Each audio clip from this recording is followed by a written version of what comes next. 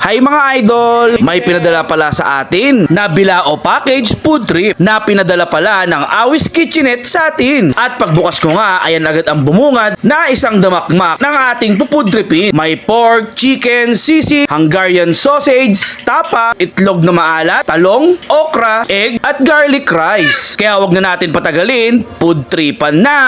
So yun na nga mga idol, maraming salamat nga pala sa Awis Kitchenette sa kanilang bilao package. Grabe mga idol, ang dami na naman natin food tripin, no? At syempre, sa mga gusto palang umorder mga idol ng kanilang bilao package, ito po ang kanilang Facebook page. Ayan, mag-message po kayo dyan. At syempre, nalalapit na ang Kapaskuhan. Sa mga tinatamad dyan, magluto, si Awis Kitchenette na ang bahala sa handa ninyo.